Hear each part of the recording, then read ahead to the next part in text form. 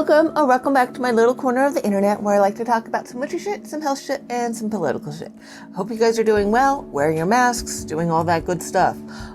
This just in, I saw that the GOP has just blocked the stimulus bill.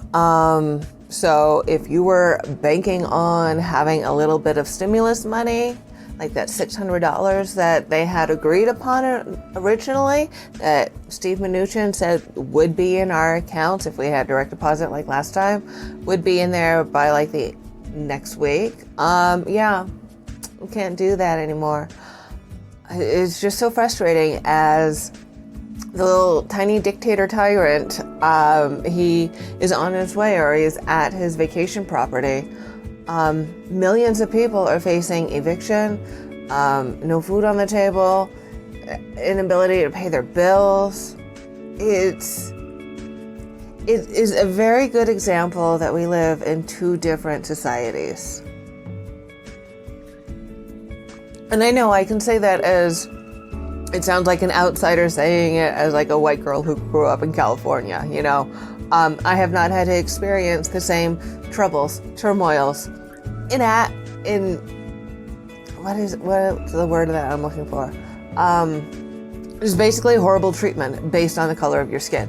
I haven't had to do that. I know that there are various classes and distinctions within society, and frankly, that kind of sucks. Especially if you measure it between the haves and the have-nots.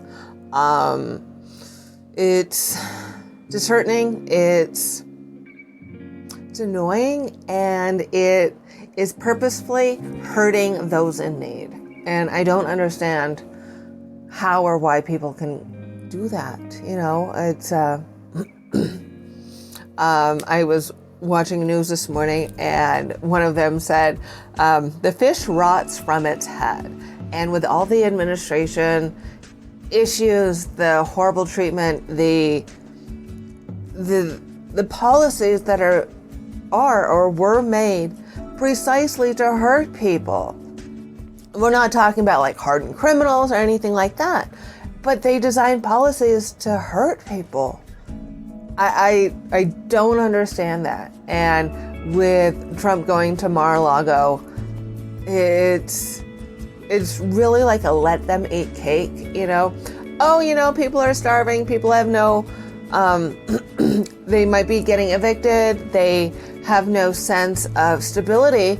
And when you look at like Maslow's hierarchy of needs, stability, you can't really attain self-actualization or even an attempt at it unless you have that stability.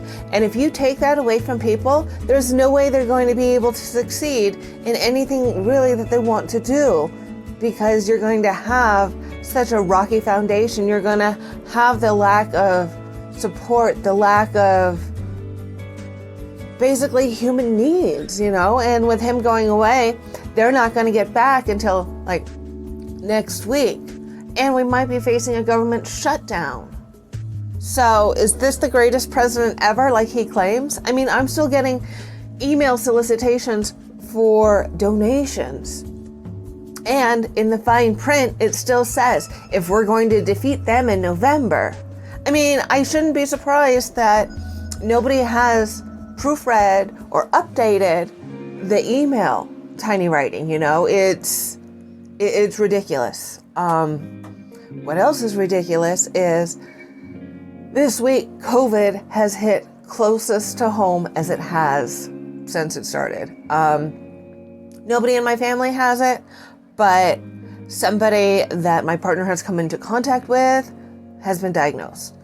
So it's really important for everybody to stay safe, stay vigilant, you know. I don't understand it. I saw that there was like a Republican Party in New York, in Queens, and no mask. They were doing a conga line. And it's like, oh my God. Again, with the two different realities, I don't understand. Their response was, hey, we're adults, let us do what we want. Okay, you're going to die or make other people dead. Great. I thought they were the party of ProLife. No, they're the party of pro-birth. We've already realized this. So, but aside from that, it's just a shit show. You know, I can't attempt to understand it, that logic. But I did learn that with the whole Marie Antoinette let them eat cake reference that I used earlier, she was not the first one to say it, and it dates back before she was even in that position. So it's attributed to her. She did say something similar, but that saying dates back before her time. The more you know, you know? Yeah, I thought that was interesting this morning. And let's get off of politics because I have no idea how to explain that to myself. It's frustrating beyond belief. Okay. Moving on. I was surprised with another present yesterday. Day before, I was surprised with 2 items off of my Amazon wish list that was just, it made my day. I got some lidocaine and I got a cool little keychain that reminds me to spend my spoons wisely. If you're not unsure with what the hell a spoon is, other than what you eat or play with, or a position in bed where you can cuddle, spoons are like a way to say, it's kind of like a starting balance with, okay, you wake up and you have 10 spoons. This is for like people in the chronic illness community. If you take a shower, it's like 5 or 6 spoons. So you're left with 4 to do what you can. You know, it's a very good reminder to pace myself, which is something I struggle with. I also struggle with receiving gifts. So that surprise in the mail the day before yesterday was fun. And I felt a little guilty, but I'm working on it. Yesterday, I was surprised by my partner with another gift that he didn't know that I was going to be changing up my format. So the fact that he surprised me with it was just kind of like the cosmos telling me, yes, this is the way that you should go. So that was very, very, very, very nice. He surprised me with a new Chromebook. I've had Chromebooks for a long time. I've never had like a iBook or iMac or whatever those things are. I don't have Apple products, but I just love Chromebooks because you can connect anywhere and everywhere with like stuff that you have on your phone. You can open it, you can access like documents and stuff like that, which is so helpful. And the one that he got me also can use Android apps. So I can use some of like my editing stuff on there and do it a whole lot easier and better. So I'm looking forward to that. New technology is a little scary for me sometimes. It's kind of like I'm an old person, but we can do this, right? Right.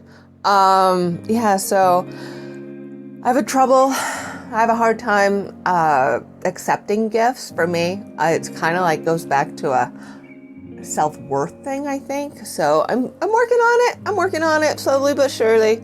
And with that, I will divination time. I am letting go of all that no longer serves me, like fear, because I want to do a cord cutting ceremony, ritual. I might record it and share it with others if you are interested, so let me know. Yeah, but I thought that was an interesting divination tool for today. It's kind of like a little reassurance from the universe that yes, I am on the right path. And I hope that you find some sort of synchronicity or something that helps to tell you that you too are on the right path, whatever that may be. It's trying times. We can't see our families this year, or we shouldn't. If you are missing your family, I understand. But know that as long as we do what we're supposed to do and stay healthy, hopefully we can see our family next year. So with that, I bid you adieu. I appreciate you coming and visiting me, and I will see you in my next video. Be good, be safe, wear your mask, be nice to each other, be nice to yourself, all that good stuff, and have a happy holiday season.